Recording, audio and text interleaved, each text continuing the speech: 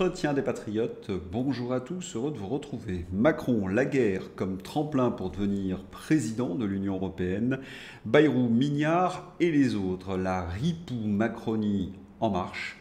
Avant de répondre à ces deux questions et traiter d'autres sujets d'actualité, connaissez la coutume sur cette chaîne, je commence toujours mon entretien par remercier ceux qui m'ont permis justement de le produire, car ils m'ont financé à l'aide des merci rémunérateurs. Et aujourd'hui sont à l'honneur des fidèles parmi les fidèles, Stéphane, Claude, Philippe Bohen, Stéphane Méline et Marie. Merci à eux du fond du cœur.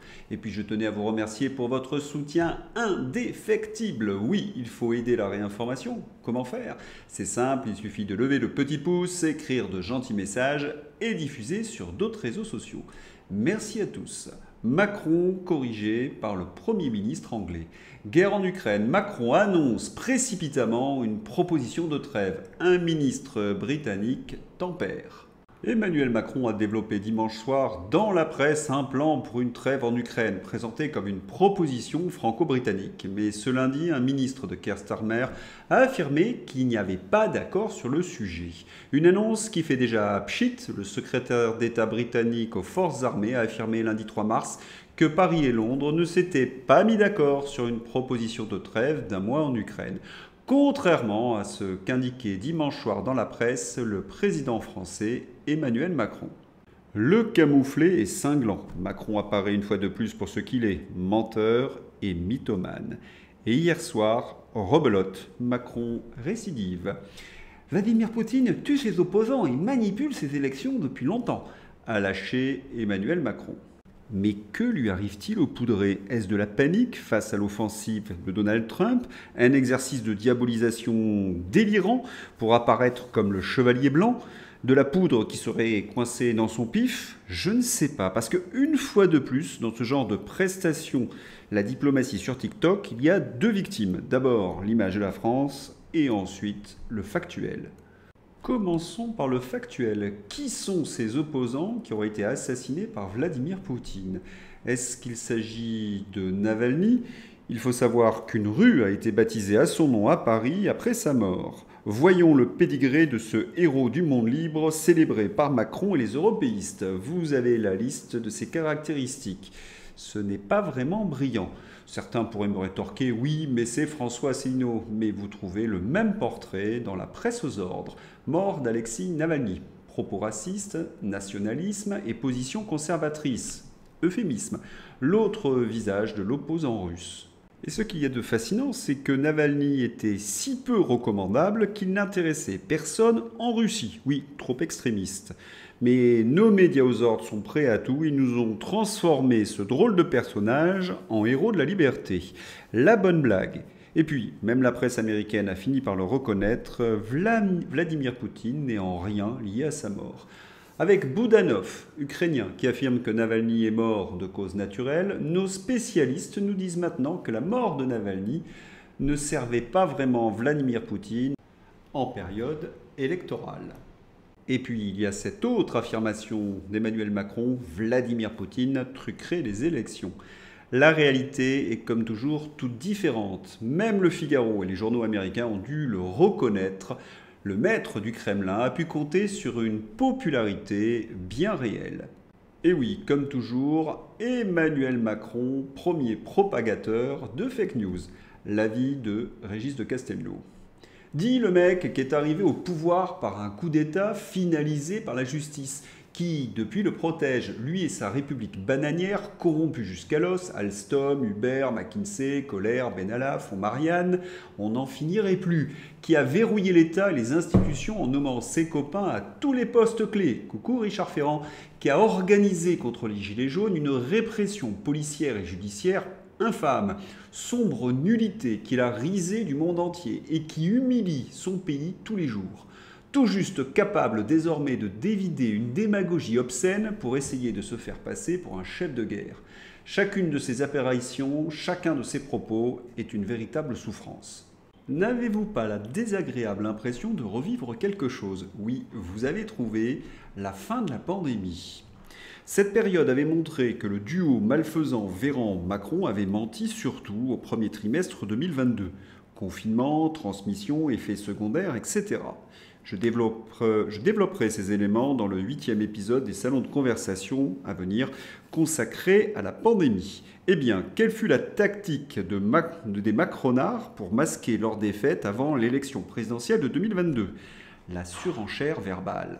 C'est en ce début d'année 2022 que Macron a lancé cette phrase très célèbre « J'ai très envie de les emmerder, les non-vaccinés ». Un chef de l'État a-t-il le droit de s'adresser ainsi aux non-vaccinés, des Français, des citoyens ? Nous avons un gros problème démocratique avec ce type-là. On bascule dans quelque chose d'effrayant. C'est ainsi que les personnels suspendus non vaccinés devinrent les boucs émissaires parfaits pour tous ces macronards. Ils les sacrifièrent sur l'autel de la réélection d'Emmanuel Macron. C'est tellement monstrueux que beaucoup refusèrent d'y croire. Mais les faits sont là.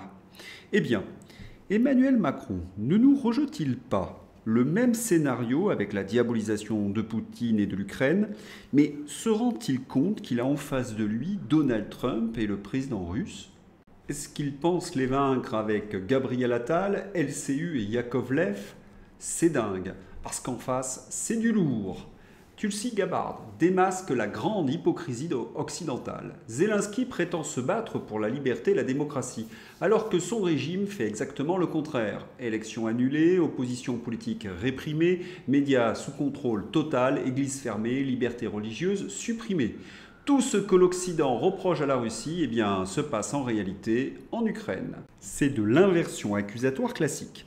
Remarquez que jusqu'en 2022, nos journalistes dénonçaient les dérives mafieuses de Kiev. C'est la guerre, manifestement, qui a influencé leur regard. Nicolas Dupont-Aignan. Avant 2022, Ukraine, corruption, les heures les plus sombres de notre histoire, autoritarisme. Après 2022, Ukraine, démocratie, idéaux libéraux, Zelensky, héros.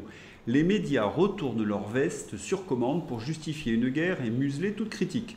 Pendant ce temps-là, la liberté d'expression en Occident s'effondre. Mais comme je vous le disais il y a un instant, Emmanuel Macron est face à quelqu'un de bien plus puissant que lui. Donald Trump a ordonné une pause de toute l'aide militaire à l'Ukraine. Fox News, l'administration Trump suspend toute aide à l'Ukraine, y compris les armes en transit ou en Pologne, jusqu'à ce que les dirigeants ukrainiens se montrent plus reconnaissants envers le soutien américain et s'engage en faveur de la paix. Le président Trump a clairement indiqué qu'il se concentrait sur la paix, a déclaré un responsable de la Maison-Blanche à Fox News. Nous avons besoin que nos partenaires s'engagent également sur cet objectif. Nous suspendons et réexaminons notre aide pour nous assurer qu'elle contribue à une solution pacifique. Si les Ukrainiens s'entêtent, eh bien, il y a la suspension de Starlink. Selon Alain Juillet, Trump pourrait anéantir l'armée ukrainienne en un seul geste, faire couper Starlink par Elon Musk. Rappel, dès le début du conflit, les Russes ont détruit toutes les communications militaires ukrainiennes. Kiev n'a survécu que grâce aux terminaux Starlink offerts par Musk. Sans Starlink, l'armée ukrainienne perd instantanément 50% de ses capacités. Plus de coordination, plus d'opérations de drones, plus de commandement efficace. Conclusion, Washington détient la vraie télécommande de cette guerre. Si Trump le décide, il peut y mettre fin en un claquement de doigts. J'ai rappelé hier que Trump menaçait de sortir les dossiers sur la corruption en Ukraine. Déjà sur les plateaux de LCU et d'ailleurs, c'est la panique. « C'est de la propagande russe !» hurle-t-il. Oui, mais pour combien de temps ? Et il y a également ce dossier. Ryan Roos, l'homme qui a tenté d'assassiner Donald Trump avant l'élection, est profondément lié à l'armée ukrainienne. Ils ont complètement enterré cette affaire. Comme vous le voyez, les Américains ne sont pas seulement dans la posture, ils ont les dossiers. En France, face à la folie du duo Macron-Pussula, cela se réveille un peu. Pierre Lelouch. Pierre Lelouch à propos de la guerre en Ukraine. C'est le président du pays le plus endetté, le plus fauché d'Europe qui est en train de se présenter comme le chef de guerre d'une mission invraisemblable. Pierre Lelouch s'exprime en termes fleuris avec des termes diplomatiques. Si on devait traduire, mais arrêtez le fou. À l'Assemblée nationale, même écho, Marine Le Pen puis Éric Ciotti montent à la tribune pour dénoncer la tentative de coup d'État fédéral du duo maléfique Pustula-Emmanuel Macron. L'Union européenne profite de la guerre et du chaos fédérateur pour imposer le fédéralisme. Sans débat ni vote, elle veut imposer l'intégration supranationale en matière de défense. L'objectif de Mme von der Leyen est de fédéraliser l'Europe sur les ruines de la guerre en Ukraine. Le projet donc caché d'Emmanuel Macron, notamment de nous amener à un fédéralisme européen à marche forcée, est enfin dénoncé sur une chaîne mainstream.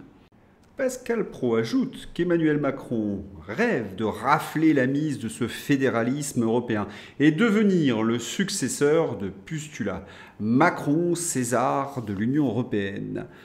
Mais c'est un cauchemar sans nom. Est-ce enfin le début du réveil ? Malgré leur propagande de plomb, 80% des Français sont opposés à l'envoi de soldats en Ukraine, nous rappelle Philippe Murer. Les médias perdent leur pouvoir peu à peu et c'est tant mieux. Il faut dire, comme le rappelle Jean de Lorraine, ils ont confiné, ils ont forcé les Français à se faire pchouter, ils ont forcé les Français à travailler plus. Ils nous forcent à vivre dans une insécurité et ils nous taxent de plus en plus. Et il faut leur donner les pleins pouvoirs pour la guerre. Des gens pensent que cela va bien se passer ? La guerre, le pillage et l'appauvrissement, oui. Qui est pour ? Faut-il puiser dans l'épargne des Français pour soutenir l'effort militaire ? Nous avons mis en garde contre cette possibilité depuis 2 ans. Parmi les pistes pour augmenter le budget de la défense européenne, l'idée de puiser dans l'épargne des Français est défendue par certains parlementaires. La propagande médiatique en cours n'a qu'un seul objectif, mobiliser l'épargne des gogos. Ce qui est fou, c'est que nous avions dénoncé ce projet de pillage dès 2023. Mais nous étions qualifiés par les journalistes aux ordres, les débunkers, les fact-checkers de complotistes. Eh bien, c'est fait. Oui, c'est complètement fou. Le Poudré a installé en France la ripou Macronie. Pas un jour sans un scandale. Clément Beaune, oui, Clément Beaune va remplacer François Bayrou au Haut Commissariat au Plan. Pourtant, le Sénat voulait voter la suppression du Haut Commissariat au Plan, dont François Bayrou avait eu la charge. Nous étions le 23 janvier. La classe politique actuelle est incapable de faire des économies ou d'attaquer les privilèges. Ils sont aussi les pires pour affronter la situation géopolitique internationale. Que le sort nous soit favorable. Et oui, Pascal Praud nous apprend que Bayrou a désigné le macroniste Clément Beaune, ex-ministre qui a perdu aux dernières législatives, pour le remplacer à la tête du Haut Commissariat au Plan. Un truc qui coûte cher, qui ne sert à rien, sauf à caser les copains losers, une fois de plus, une fois de trop. Et ça continue. La FNSEA reprend le contrôle de chambres d'agriculture gagnées par la coordination rurale en faisant pression sur les membres des bureaux qui en élisent les présidents. La FNSEA est bien macroniste. Elle reprend ses méthodes dites démocratiques, mafieuses. Et oui, tu perds les élections, mais tu conserves le pouvoir. Bayrou, les signalements à la justice visant François Bayrou, classés sans suite. Mais qui est le procureur qui a classé cette affaire Betaram sans suite ? C'est Rémi Hayes. Souvenons-nous sur l'affaire du Pont-Moretti. Le procureur général Rémi Hayes, nommé par décret, un véritable scandale de Macron sur proposition de Dupond-Moretti, ne se pourvoira pas en cassation dans l'affaire du Pont-Moretti. Ça, c'est une surprise surprenante. Au fait, pourquoi Emmanuel Macron a choisi Rémi Hayes ? Affaire Benalla, le parquet lave l'Élysée des soupçons de faux témoignages. C'est un beau cadeau que vient de faire le procureur de la République Rémi Hayes à l'Élysée. Le parquet de Paris a classé sans suite les poursuites pour faux témoignages, pourtant actés, devant la commission d'enquête du Sénat visant le directeur de cabinet d'Emmanuel Macron. S'agissant des parjures d'Alexandre Benalla et de Vincent Crase, il estime que le Sénat a empiété sur la justice et s'en remet à un nouvel examen sine die. C'est ce même odieux personnage qui a enterré l'enquête sur Notre-Dame. Et en mars 2019, le procureur de Paris, choisi par Macron, Rémi Hayes, vient de justifier une mesure d'exception demandée à ses magistrats contre les Gilets jaunes. Le maintien en garde à vue des manifestants contre lesquels aucune charge n'a pu être retenue. C'est totalement illégal selon Mediapart. Et oui, la ripou Macronie en marche. Il faudrait également ajouter la nomination de Richard Ferrand. Je vous renvoie aux entretiens consacrés à ce sujet. Et Jean-Pierre Mignard Avocat proche d'Emmanuel Macron et ancien membre du PS appelle dans la presse algérienne à préserver les relations avec l'Algérie afin de mobiliser les franco-algériens pour empêcher l'extrême droite d'accéder au pouvoir. L'immigration comme arme de destruction de la démocratie. Merci pour cet aveu, Jean-Pierre Mignard. Et Bruno le rigolo dans toute cette histoire. Non, je ne parle pas de Bruno Le Maire, mais de Bruno Retailleau. Humilié, comme d'habitude. L'accord de 1968, c'est le président de la République. Sur l'Algérie, Macron recadre Bayrou et Retailleau. Le chef de l'État martèle auprès du Figaro la priorité de protéger les Français. Mais il s'oppose à une dénonciation de l'accord de 1968, rappelant qu'il s'agit de sa compétence et prône une attitude pragmatique. Si Bruno Retailleau ne dépose pas sa démission dans la soirée, le peuple français saura à quoi s'en tenir. Macron qui affirme qu'il veut protéger les Français. Il se paie de notre tête encore une fois. Dans l'actualité du jour, Info Frontière, il veut planter Gabriel, frère. Voici la vidéo précédant l'agression au couteau d'un collégien de l'établissement privé Saint-Jean-Baptiste de la Salle à Nîmes. La victime a reçu 3 coups de couteau dans le dos. Le suspect a été interpellé. Même cause, même effet en Allemagne. Une voiture a foncé sur la foule à Mannheim, ville où il y avait eu une attaque le 31 mai 2024. Apparemment, un mort serait confirmé. Information à suivre sur l'auteur et la raison. Avant de faire des leçons à la terre entière, les dirigeants européens devraient protéger les peuples européens. Ça devient aberrant de laisser faire et extrêmement angoissant ce qui se passe. Avec Macron, ça continue encore et encore. C'est que le début, d'accord. C'est l'heure d'ouvrir la page Fantaisie, la France insoumise contre les bistrots. Une proposition de loi défend une simplification des procédures d'ouverture de bistrots en milieu rural pour redonner vie aux petits villages. La France insoumise fait tout pour la bloquer. Par contre, les tiers-lieux et autres ateliers de flûte de pan et de fabrication de ponchos dans lesquels aucun habitant ne va, tenus par des gauchos, ont droit à toutes les subventions et à toutes les attentions. Marine Tondelier, verte et va-t-en-guerre. C'est irréel, mais c'est malheureusement la réalité dans laquelle on vit. Trump et Vance se comportent avec Zelensky comme des brutes à la solde de Poutine. Les Verts sont contre la chimie, contre la métallurgie, contre les moteurs thermiques et contre la dissuasion nucléaire. Mais ils veulent quand même faire la guerre. Comprennent qui pourra ou pas. Allez, vive les chars éco-responsables et les bombes et les missiles au bilan carbone zéro. Si Poutine n'est pas arrêté au plus vite, toute l'Europe pourrait sombrer dans le totalitarisme. Les gens pourraient être inquiétés, voire emprisonnés pour des publications sur les réseaux sociaux. Des chaînes de télé pourraient fermer parce qu'elles dérangent le gouvernement. Les frontières pourraient être grandes ouvertes pour provoquer un grand remplacement extra-européen. Des gangs de trafiquants d'enfants pourraient sévir sans contrôle. On pourrait annuler des élections pour des raisons aussi futiles qu'un peu trop de succès sur TikTok. C'est trop horrible à envisager. Bien vu, le réveil d'Atlas.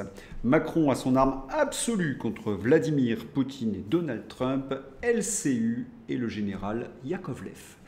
Trump, ma théorie, c'est que Trump est un agent de Poutine, qui était un recruteur au KGB. Même s'il agit comme ça par conviction personnelle, c'est le Kremlin qui dirige Washington aujourd'hui. Michel Yakovlev, ancien vice-chef d'état-major de l'OTAN. Je crois que c'est évident, Yakovlev est un agent de Poutine dont la mission est de ridiculiser l'OTAN, l'Union européenne, la France, LCU, Macron, et il y réussit fort bien. On se moque de Yakovlev, mais moi je crois que c'est un gars assez drôle, un peu potache. Mon hypothèse, c'est qu'il fait des paris avec ses potes, vous savez, dire des mots improbables comme P de raton laveur. Va-t-il y arriver ? Va-t-il gagner sa bouteille de champagne? Grand moment d'information offert par le général ou comique de plateau Yakovlev sur LCI. La parole de Poutine a un P de raton laveur du vent malodorant. Voici le niveau d'abrutissement que la TV vous offre. Avec de tels généraux, c'est sûr, Trump et Poutine doivent trembler. Pour rappel, c'est la parole des Européens qui n'a pas été tenue. L'Ukraine dans l'OTAN, l'extension à l'Est, les accords de Minsk. Inversion accusatoire de Yakovlev de cours d'école. Allez, une petite dernière par gourmandise. Tu es payé en roubles ou en euros, Idrissa Berkane? C'est toujours la première question que se pose une prostituée. et pan sur le museau. J'espère que vous avez apprécié cet entretien. Je vous souhaite une excellente journée. À bientôt. Au revoir.